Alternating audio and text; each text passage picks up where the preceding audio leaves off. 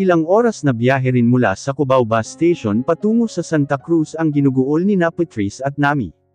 Magmula roon ay sumakay naman sila ni Nami ng jeep, na naghahatid sa kanila sa Town Plaza ng bayan ng Louisiana.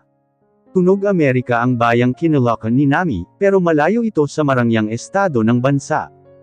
Inilingan niya ang paningin sa paligid. So provincial, malayo sa maingay mainit at mausok na lungsod. Papunta rito ay pawang berdeng paligid ang naraanan nila.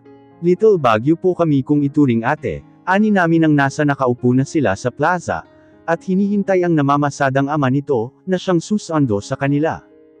Hindi nga maitatwa ang lamig ng klima, dahil sa mataas nitong elevation. Ang jacket niya ay di na talaga nawali sa katawan niya. Kanina pa nila hinihintay ang tatay ni Nami, pero mukhang natagalan yata. Ate, naiinip ka na ba? May pag-aalala sa mukha ng dalagita. Hindi, ano ka ba? Wala sa personality ko ang madaling mabagot. Tumayo ito, may bibilhin raw. Siya naman ay pinagkasya na lang na tumingin-tingin sa paligid. She mentally noted, kung ano ang nakikita. Hindi maipagkakailang luma na nga ang Town Plaza, ang tanging moderno na lang siguro, ay ang wall sa main entrance ng plaza, na may nakatatak na bold metallic letters, Louisiana Park. Ang main highway ang nagsisilbing naghihiwalay sa gusali ng pamahalaang bayan, at sa iba pang establishmento. Yun na yata ang pinakamataas na gusaling nakikita niya. Fourth class municipality nga naman ito, at pinakadulo pa ng lalawigan ng Laguna. Quezon na ang kasunod. Overall, she was impressed by the peace and calm that this place could offer. Parang ang sarap lang manirahan sa lugar na ito. Nakikinikinita niya ang lugar nila sa Lot Eto at San Mateo sa Butuan. Sa Butuan siya ipinanganak, ngunit lumipat ng Loreto nang mag-grade 2 siya. Partikular na natutok ang mga mata niya sa bougainvillea, na nakatanim sa malaking clay pot na nakapatong naman sa sementadong sahig ng Town Plaza. Ang sahig binabakbak na ang pintura, pero mas nakaagaw ng pansin niya, ang matingkad na kulay ng bulaklak. Fuchsia pink, ang sarap lang sa mga mata. Pagbalik niya sa bahay, ay maghahanap siya ng ganitong bulaklak, at idadagdag niya sa mga halaman sa hardin. Sa gawing pool niya ilalagay, kahanay ng mga rosas. O di naman kaya ay gagawin niyang bonsai, gagayahin niya ang natutunan sa YouTube. Kumusta na kaya ang mga halaman? Dinidiligan kaya iyon ni Mang Carding? Sinadya niyang paiwanan na lang sa bahay si Mang Carding, at mag-public transpo. Kumusta na rin kaya si James? Ilang oras pa lang silang nagkawalay, pero namimiss niya na ito, hay ewan. Kahit may kaunting tampo pa rin, pero ito lang naman ang kumakain ng utak niya. Napabuntong hininga siya, at napatingin sa mga kabataang naglalaro ng basketball sa gawing likuran niya. Napangiti siya. Somehow, she could see the younger version of James in those kids. Noong mga panahong naglalaro ito sa varsity team ng university nito. Na-miss na kita James. Mas sumidhi ang lamig na dumampi sa katawan niya, nang maalala ito. Na-miss niyang damhin ang init ng katawan nito. Paano kaya siya matutulog ngayong gabi, na hindi ramdam ang init nito? Di matulog kang nakatalukbong ng kumot. Nababaliw na nga siya, kahit sarili niya ay inaaway niya na. Adik lang. Napatingin siya sa hawak na phone. Ilang beses na niyang inilabas iyon, pero nagsisimula pa lang siyang magtipa ay tumitigil kaagad siya. Tawagan ko kaya siya? Huwag na lang. Masyadong nakakahiya. Masyadong aggressive. Kain muna tayo ate. Ang pagtatalo ng dalawang personalidad sa sistema niya, ay pansamantalang nahinto. May bitbit ng dalawang orders ng tukneneng na nakasilid sa paper container, at dalawang nakasupot na palamig nang magbalik si Nami. May kasama pang matulis na stick na panusok ng pagkain. Kumakain ka ba nito ate? Natawa siya sa tanong nito. Ano bang tingin mo sa akin, sosyal? Pangmahirap ang panlasa ko. Isinuksok niya sa sling bag ang cellphone. Salamat naman, ate. Inabot niya ang merienda at kinain. Nagugutom na rin pala siya.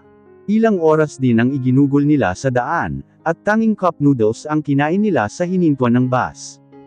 Eksaktong naubos nila ang pagkain at palamig, nang dumating ang may medium-built na lalaki na sa tingin niya, ay nasa 50 ang edad. Nakasuot ito ng kamisetang tinupi ang manggas hanggang siko, na tinernuhan ng cargo shorts, at nakasapin lang ng artificial leather sandals. Sa balikat ay nakasampay ang puting bimpo, habang nakasuot ito ng malapad na sombrerong gawa sa dahon ng pandan, isa sa mga pangunahing produkto raw ng probinsya ayon kay Nami.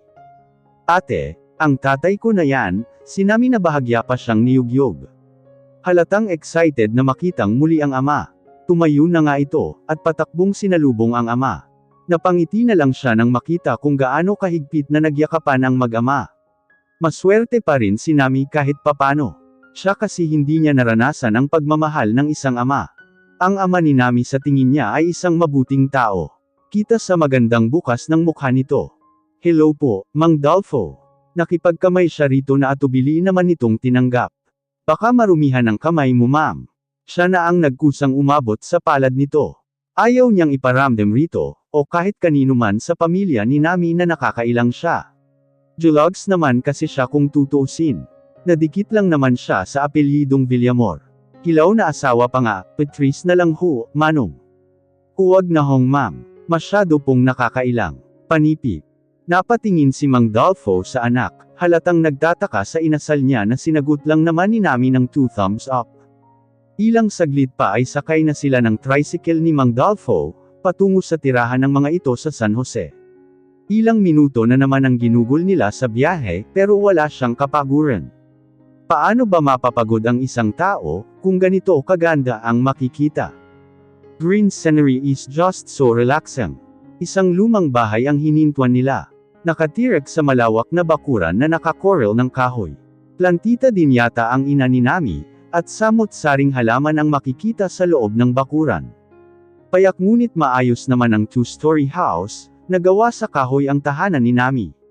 Napapaligiran ito ng mayayabong na punong nyog, parang magmumukhang backdrop sa isang magandang artwork. Nay, halos magkapanabay na tawag ng mag-ama, sa pangalan ng ina pagkalabas ng sasakyan. Hindi pa lumilipas ang ilang segundo, nang may iniluwang ginang na nakasuot ng duster sa pintuan. Kagaya kanina ay nagyakapan ng mag-ina sa loob ng bakuran. Pinupugpa ng halik ang dalagita.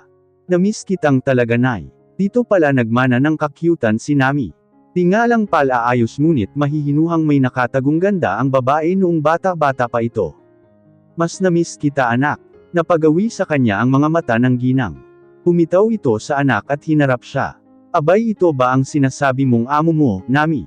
Ang ate Patrice mo. Ginagap ng ginang ang palad niya. Puno iyon ng init ng pagtanggap. Salamat sa iyo, ma'am at napakabuti mo sa anak namin. Nakakahiyang sumama ka pa rito. Nakimano na rin siya rito na ikanalapad ng ngiti nito. Tama nga si Nami, ang bait mo. Pagkapanhik sa loob ay kaagad silang dinulutan ng merienda.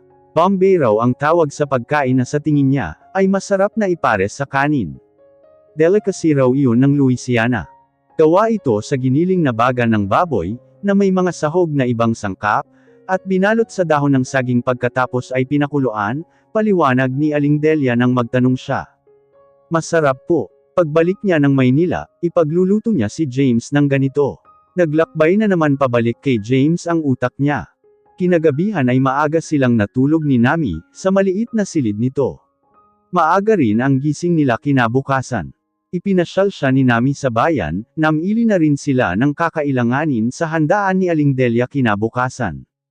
Bandang 10:00, ay nagtungo sila sa Hulugan Falls, kasama ang dalawa pang nakababatang kapatid nito. Namangha siya sa ganda ng falls. Ang ganda lang titigan ng pagbagsak ng tubig sa ibaba. Nakaupo siya sa batuhan, at nakalublob ang mga paa sa tubig, habang tinitingala ito. Mas maganda siguro kung katabi niya si James ngayon. Magkahawak kamay na nakatingala sa falls, o di kaya ay nananghalian. James, James, James. Puro na lang siya James. Wala na yata siyang ibang alam na bokabularyo kundi ito. Iniisip niya ito lagi, siya kaya samasagi man lang ba sa utak nito ngayon, habang nasa opisina ito. Malamang ay hindi. Kunwaring asawa na convenient sa kama lang naman siya. Kinagabihan ay pinagkasya niyang makitulong sa kusina sa preliminary preparation ni Aling Delia, para sa handaan bukas. Pagmamarinate ng mga karne, paggawa ng Bombay, at kung ano-ano pang maaaring gawin sa ngayon. Nang matapos ay magkatabi na silang nahiga ni Nami sa papag. Sinadya niyang paiwan ng bukas ang bintana, para matano ang maliwanag na buwan. Isa na namang maling hakbang, habang tinatitigan kasi ang nagmamalaking buwan, ay mukha na naman ni James ang nakikita niya. May sarado ka na nga. Pumangon siya at isinara iyon. Kinuha niya ang phone at binuhay iyon, saka tinipo ang 6-digit password niya. Lumitaw ang screensaver niya, paso ng rosas sa hardin. Hinalungkat niya ang inbox hoping na sana ay may mensahe si James. Ni isang mensahe, walang nanggaling kay James. 2 nights in a row, wala kahit konting paramdam. Kahit pangungumusta lang ni Hobby. Napahugot siya ng malalim na banteng hininga, kapag kuway nahiga. Hindi mo nga siguro talaga ako naiisip, James. Nakakapanghinampu lang. Kung gaano ito kainit sa kama, singlamig naman ang komunikasyon sa kanya. Kasalanan niya rin. Umalis-alis siya, hindi naman pala niya kaya. Miss na niya ito. Nakakaalarma ang pakiramdam niyang ito. 2 gabi pa lang na magkawalay sila, pero iba yung kahungkagan na ang nararamdaman niya. Paano pa kaya kung habang buhay nang magwawakas ang kung anong meron sila ngayon, tulog ka na. Pati tulog ni Nami ay naistorbo niya. Oo, Nami, good night. Good night, James. Bulong niya sa kawalan, bago tuluyang isinarado ang mga mata. I love you. Kung sana malaya niyang nasasabi at hindi sa hangin lang. Kanina ka pa nakatitig sa buwan Bahagyang tumilamsak ang lamang beer ng bote niya, nang sikuhin siya ng katabing si Dexter. Natapon iyon sa suot niyang t-shirt.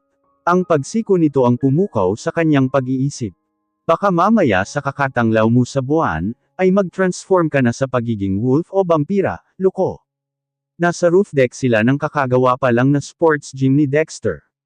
Bagong negosyo ito na pinasok ng kaibigan. Sa makalawa ay opisyal nang maglo-launch ito. Mula sa bar ay dito siya inaya ni Dex. Maganda raw dito sa gabi, at totoong namangha naman siya.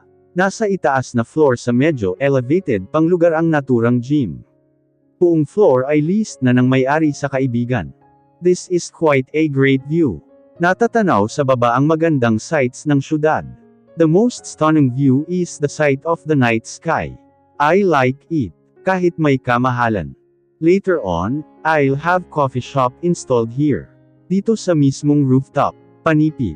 Wow! Nawiwili ka na yata sa food and beverage business. Well, great idea, though. Nakakapanibago ka, bro. Natawa ang kaibigan. Napalingon sa kanyang gawi, at mataman siyang tinitigan. What? Either may napapansin ito o may kalokohang dadulas sa walang habas nitong bibig. So, sinipag kayatang tumambay at mag-duty sa bar ngayon. Wala kang bantay. 2 gabi na siyang straight na nagpapalipas sa bar, hindi para uminom kundi para tumulong. Marunong din naman siyang makonsensya, na mas malaki ang iginugugol nitong oras sa pinagsosyohan nila. Although, sa simula pa lang ay hindi na siya obligadong mag-render ng serbisyo. More like, he is an investor. Sa kanya humiram ng puhunan ang kaibigan. Na nabayaran naman kaagad nang makuha ang puhunan, malakas ang bar nila, malaki ang kita. Ayaw mo noon, sa wakas ay visible ako. He sounded jolly. Nahiga si Dexter sa beach bed na kinaroroonan nito, una ng isang braso at tumangala sa maitim na langit pagkway sa kanya. Nakakapanibago. Gapos ka sa bahay and suddenly, here you are, spending 2 nights with me. Are you becoming gay? Ako ang trip mo. Ulol. Pamunit sa tahimik na gabi ang matunog na halakhak nito. Lalo na ang pag-iwas mo dun sa mga babaeng matatambok, ang mga puwet at bumper. Naniniwala na talaga ako that change has finally come. Ang tahasang paglapit ng isang magandang modelo sa kanya kanina. Kulang na lang ay umupo yun sa kandungan niya. In some other time, marahil kaagad niya iyong sinunggaban. Haantong sila sa mainit na tagpo. Tinayo nila ni Dexter ang bar, hindi lang para magnegosyo, kundi para madaling makapamangwit ng mga babae. Pero nakakaumay din pala. And the woman or any other woman in the bar, seemed not to draw an ounce of interest from him. You go home to your family honey, and be a good girl. Malakas na inulit ni Dexter ang sinabi niya sa babae kanina, na ikinapula ng mukha nito. Bro, you are becoming a saint.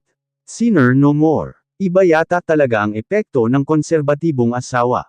Lasing ka na. Paano ba niya itatatwa iyon? Habang tinitigan ang mukha ng mapangahas na modelo, ay iisang tanong lang ang naglalaro sa utak niya. Ano kaya ito pagdating sa bahay? Does she cook as great as Patrice? It was Patrice's face whom he saw when he stared at that pretty face. Yung mukhang walang bahid ng make-up, na nararatnan niya sa bahay palagi. Sa unang araw na umuwi siyang hindi ito naratnan, may kung anong kakulangang pumuno sa pagkatao niya. Masyado na siguro siyang nasanay, na palaging nakikita si Patrice sa bahay. Sinubukan niyang mahiga sa kama at maidlip, but the passing of the hours had been unmanageable. Ang mga maiinit na tagpo sa pagitan nila ang naiisip niya. Looking at that woman in the bar, and even attempting to sway his mind, he sure knew that it would be impossible for him to touch another woman again. Lumulubo ng lumulubo ang paghahanap ng katawan niya sa asawa. Her scent addicted him. He sure missed tasting her lips, feeling her soft smooth skin and basking inside her warmth and softness. With her is all he could think of. 2 araw pa lang, but what the heck, he's becoming gay by the minute. I may be a little drunk, but you are way more intoxicated than I am. Humangon ito at itinaas ang kaliwang tuhod, na pinatungan naman ito ng kaliwang siko na may hawak ng bote. Lasing na lasing ka na kay Patrice. Ayaw niyang patulan si Dexter. Ayaw niyang magkwento kung ano man ang namamagitan sa kanila sa loob ng bahay. He would rather kiss but not tell. Umaktong inaamoy pa nito ang balikat niya. You smell like a man who got laid many times, and your hormones are raging right now. May butas kang gustong pasukin pare. That's below the belt. O manhil ang ekspresyon niya. He wouldn't want to address Patrice as a temporary hole. A mere bed object. She is way more than that. She is his wife for Pete's sake. Purely physical man ang namamagitan sa kanila, pero hindi yun nakabawas sa respeto niya sa babae. Nung umagang nagising itong katabi siya, buong akala niya ay magagalit ito. Nakahiga siya ng maluwag nang hindi siya nito sinampal o sinambatan. Maybe she was too lonely, hinayaan pa siyang maulit ang nangyari sa kanila. And he could care less kung gagamitin ni Patrice ang katawan niya, para tuluyang makalimutan ang unggoy na yun. He never thought he'd come to this idea. Just ridiculous. Sundan mo na kaya para hindi ka mukhang iwan. She wouldn't like that. Paano mo malalaman kung di mo susubukan? Or have you even texted her? Ilang ulit na siyang nagtipa ng mensahe, pero hindi niya itinuloy. Nagbabakasyon ito, ayaw niyang maistorbo. James. The innocent womanizer. Sa dami mong babae sa buhay, wala ka man lang kaalam-alam sa kanila. Kung anong gusto nila. Bakit, ikaw, alam mo? Well, at least, I was once in love. Kumislap ang mga mata nito. He knew that story, kung paanong halos mabaliw ang kaibigan na sinundan-sundan ang babaeng mahal nito, in the end, iba ang pinili. So, tama nga si Dexter, women have come and go in his life, but he only knew a speck about them. Hanggang kama lang sila. Nothing serious, nothing personal. No commitment. Kapag natapos ay ayaw niya na, but with Patrice, ayaw niyang natatapos sa minsan lang. Nais niyang ulit-ulitin. You, James, you are contracted with the disease called love. Virus yan na walang gamot. Guni-guni mo lang yun. Oh, really Villamor. Just by simply looking at you, I could tell. You look like nothing and a stupid man who got laid, yet you sternly deny everything. Ayaw mong aminin na tinablan ka na rin. Hindi siya komportableng pinag-uusapan ng mga intimacies nila ni Patrice. What happened inside their bedroom, it should always remain between the two of them. Tinapos niya ang pag-inom at nagpaalam. On his way home, ramdam niya ang kahungkagan. Lalo na nang bumungad sa kanya ang tahimik na kabahayan. Medyo tipsy siya sa nainom, kaya nahiga muna siya sa couch, but the moment he closed his eyes, memories started flashing on his mind. Pervert. Sa utak niya ay automatikong nag-replay ang mukha ni Patrice, noong unang beses niya itong angkinan. Tila narinig niya sa utak ang mga daing nito, ang paos na paraang pagsambit nito sa pangalan niya. He loves how she writhed naked beneath her. How she trembled in his every caress. By merely imagining it, he got aroused and he badly needed to get laid again. Every bone in his body, they're aching for her. He wanted more of his wife. This is insane, James. Naibato niya sa kung saan ang throw pillow. Padabog siyang bumangon. Pinulot ang car keys at muling nagmaneho.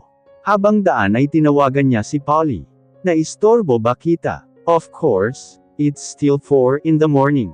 This early, James. Yes. But since you're my boss, no choice ako kundi sagutin ang mga tawag mo. Meet me at the basement later, sa Villamor Towers. Bring your pick-up with you. Why to specifier? Because I said so. By the way, alam mo ba ang address ni Nami? Yung teenager na ipinahiram mo sa amin. Itatanong ko sa ate ko. Is this urgent? Yes. No, was his answer. I just need to know. I badly need to know, ASAP.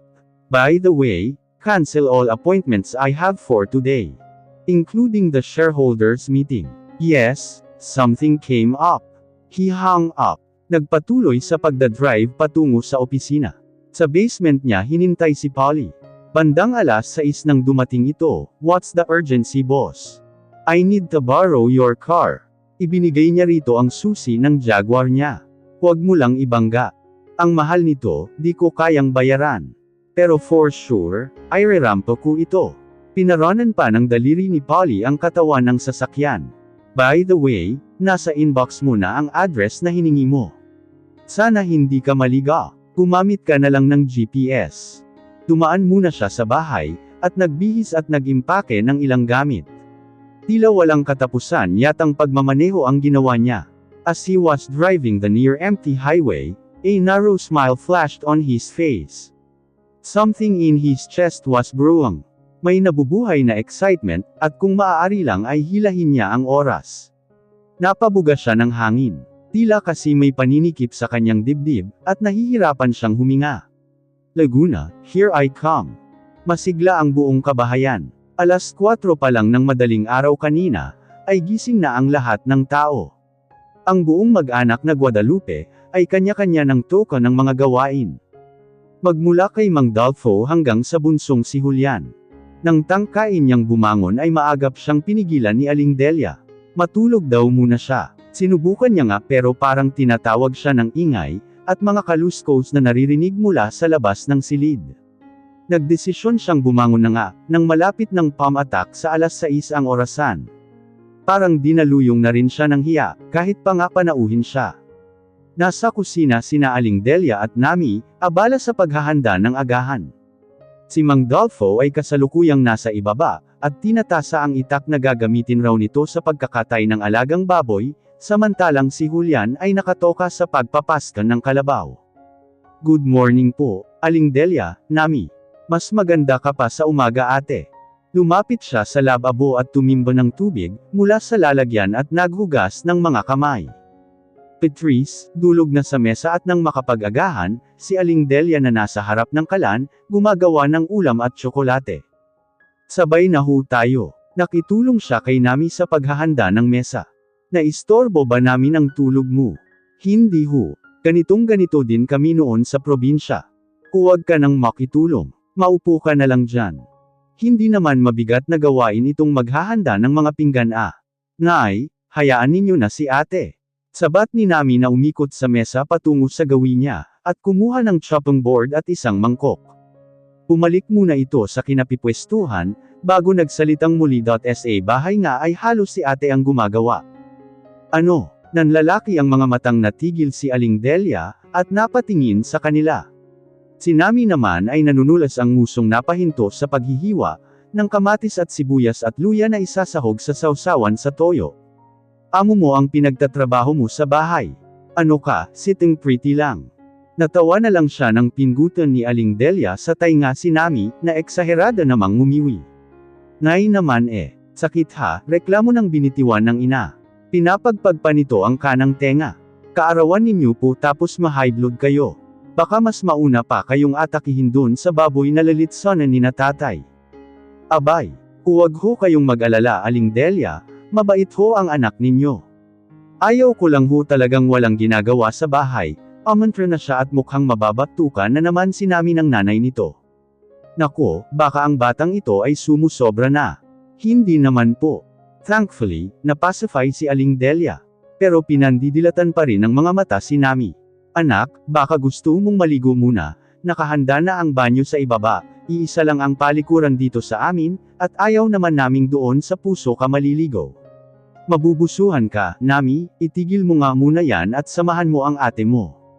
Parang gusto nga niya munang maligo, bago simulan ang araw. Pumanhik muna siya sa kwarto, at naghalungkat ng maaaring ipampalit mula sa kanyang traveling bag. Hindi na siya kailangang samahan pa ni Nami, dahil alam naman niya ang papunta roon. Ang palikuran ay nasa ibaba pa ng bahay, sa likurang bahagi ng kusina. Hindi ganoon ka-moderno. Pero disente naman at walang kahit na anong butas sa dingding.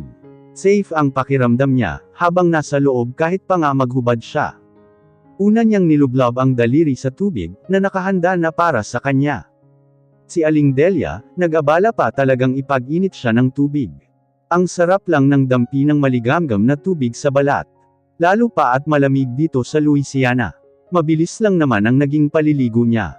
At baka may mga gagamit ng CR, gayong may nagsisidatingan ng ibang tao, na uulinagan niya sa labas.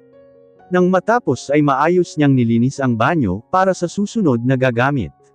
May mga kalalakihan ng katulong ni Mang Dolfo, kasalukuyan ng pinagtulungang itumba ng mga ito ang kakateyang alaga malapit sa puso. Buhay na buhay pa rin talaga ang bayanihan spirit sa mga ganitong puok. Parang sa kanila lang dati, kapag may okasyon. Tulong-tulong ang mga magkakapitbahay. Masagana ang naging agahan nila. Pritong tuyo, itlog na maalat na si Aling Delia raw ang mismong gumawa ang star sa mesa. Nang matapos ang agahan, ay nagsidatingan naman ang mga kapitbahay, para tumulong daw sa paghahanda sa kusina. Mostly sa mga iyon ay mga asawa ng mga nasa ibaba, nakatulong naman ni Mang Dolfo. Kakikitaan pa niya ng pagkailang ang mga iyon sa presensya niya, kaya nakitulong na lang siya kay Nami sa paghahanda ng mga dekorasyon. So, anong plano mong gawin, Nami? Magkatabi silang nakatayo sa labas ng bahay, sa gawing malapit sa veranda. Okay kaya ate, na dyan natin isabit ang banner ni nanay. Turo nito sa dingding malapit sa main door. Palilibutan din natin ng mga balloons. Pumili rin sila ng mga balloons, bago tumulak ng Louisiana, at sinamahan pa niya ng balloon blower. Tarpaulin na lang talaga ang kulang. Well, okay rin. Pero sa dami ng balloons na dala natin, pwede rin nating sabitan ang puno. Nagliwanag ang mga mata ni Nami. Excited sa paghahanda. Halatang mahal na mahal ang nanay nito. Ilang sandali pa ay naging busy na silang dalawa. Gumawa sila ng mga letra, gamit ang neon cartolina na ginamitan pa ni Nami ng glittery pen para sa borders. Pinagdikit-dikit nila ang mga iyon sa isa pang kartolina. Si Julian naman ang taga-sabit bawat pagkakataong natatapos sila. Katulong din itong palubuan ang mga balloons, at isinabot sa mga strategic areas na isasuggest niya at ni Nami. Sunod nilang inatupag ay ang paglalatag ng mga plastic tablecloth, sa mga nakalatag na mesa sa labas. Magkatulong din silang nag-skirt sa buffet table. Dahil tulong-tulong ay natapos sila kaagad. Wow ate, ang ganda. Overall, maganda nga ang kinalabasan ng trabaho nila. Pati sina Aling Delia na nakikisilap ay napapangiti rin. Mas sumigla yata ang atmosphere sa buong kabahayan, habang natatanaw ng mga tag-aro ng mga balloons, lalo na ng mga bata. Bandang 10:00 ay unti-unti nang nagsidatingan ang mga bisita. Halos lahat na yata ng mga kapitbahay sa sityo ni Nami, ay nasa pamamahay ng mga ito. Pinagkatuwaan naman nilang hilahin mula sa kusina si Aling Delia para bihisan. Nay, hayaan mo na muna sina Aling Rosita riyan. Bibihisan ka muna namin. Hindi na nakapalag ang nanay ni Nami, nang magkatulong nila itong hilahin. Pinaligo muna ito ni Nami, siya naman ang naghanda, at nagplantsa ng damit na isusuot nito. Magkatulong pa nilang pinili iyon ni Nami, bago sila tumulak rito sa Louisiana. Eksaktong nailagay niya sa sabitan ang damit ng pumanhik ang dalawa. Nami, bakit kailangan pa akong maglagay ng make-up? At iyang damit na yan, abay mukhang ang mahal, nakaka-relate siya kay Aling Delia. Ganitong-ganito siya noong unang labas nila ni James. Sumagi na naman ito sa utak niya. Huwag ng maraming reklamo, Nay. Masanay ka na dahil pag nakatapos ako, wala kang ibang gagawin kundi ang umupo at magpaganda. Nang simulan na ni Nami ang pagbublower sa buhok ni Aling Delia, ay natutuwang nakamasid lang siya. Looking at them, she somehow missed what she and her mother had. Ang aga lang din kasing kinuha ng nanay niya mula sa kanya. Kaya nangako siya sa sarili, kapag nagkakaanak siya, ganitong uring bond ang gusto niyang magkaroon sila ng magiging anak niya. Magkaanak raw. In her dreams. Dumaan ang munting kirot sa dibdib niya, ngunit kaagad ding ipinilig ang ulo sa naiisip. Araw ito ng kasiyahan at hindi ng kasentihan niya. Total tagapag-abot lang naman siya ng hairpants, at kung ano-ano pa ay minabuti niya munang i-check muli ang phone. Baka sakaling magparamdam ka na. Lumundo ang pakiramdam niya, nang wala pa ring laman ang inbox niya, maliban sa morning greetings ng kasamahan dati sa ospital na si Lynette. Bakit ka naman iti-text? Sa yamot at tampo ay pinatay niya ang cellphone, saka isunuksok sa pinakailalim ng kanyang bag. Paano siya maalala ni James sinigurado muna nitong nakarami bago siya pakawalan. Gusto niyang minas, nagiging object na ba siya ng isang James Villamor? Nahihirapan man siyang tanggapin, pero iyon na nga ang papel niya, mag-asawa nga lang sila. Iwawaglit muna kita sa isip ko James. Ipinukos niya ang atensyon sa ginagawa. Tama nga ang hinala niya, maganda si Aling Delia. Pumagay rito ang kulay beige na A-line dress. Hanggang tuhod iyon, litaw ang binti ng babae na sa edad nito ay maganda pa rin ang kutis. Tay, tingnan ninyo si nanay, abot hanggang tay nga ang ngiti ni Nami nang tawagin ang ama. Nasa gawing pintuan si Aling Delia, nakatitig sa direksyon ni Mang Dalfo. Nakita niya kung paanong tila natigil si Mang Dalfo sa ginagawa, at napangangang nakatitig kay Aling Delia. Habang tinatitigan ang mag-asawa, na tila ba matagal na panahong hindi nagkikita, ay namamangha siya. That must be the look of true love. Iyong tingin na sa paglipas man ng mga taon, dumami man ang kulubot sa mukha, at nagmultiply man ang puting buhok, ngunit ang damdamin ng mga ito, ay buhay na buhay pa rin.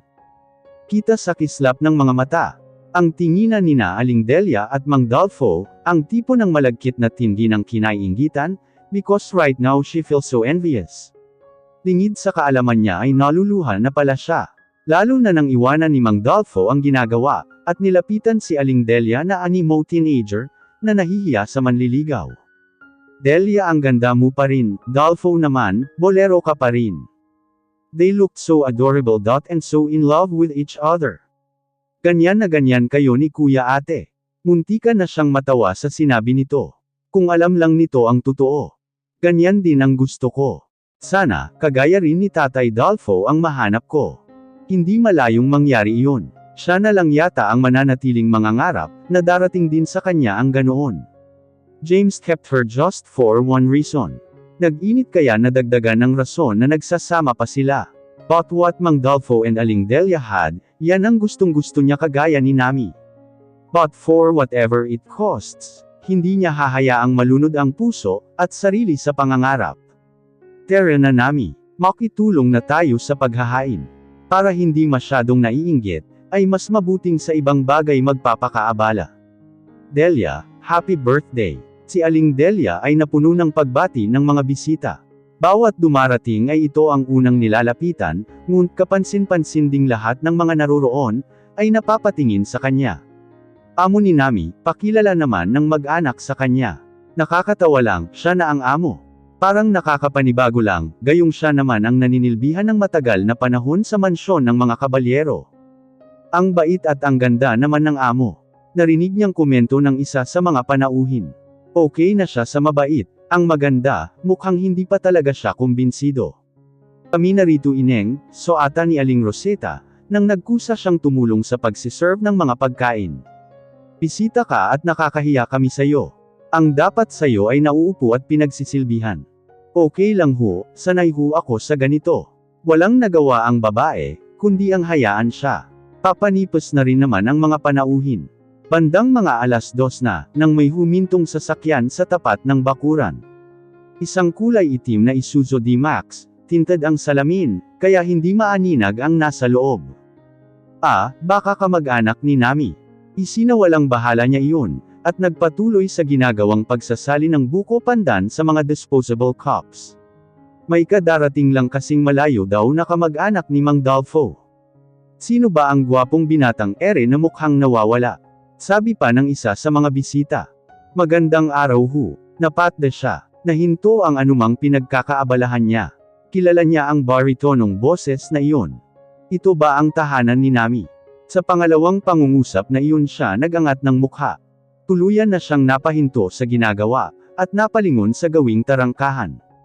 Bahagya pa siyang umatras, dahil natatabunan siya ng dalawang tao na nakatayo sa kanyang tagiliran, na kumukuha din ng dessert. And when she took a look at who it was, she was taken by surprise. Ang mundo ay tila tumigil sa pag-inog. Her heart became restless. And it sung a tune only this man in front of her could command. James.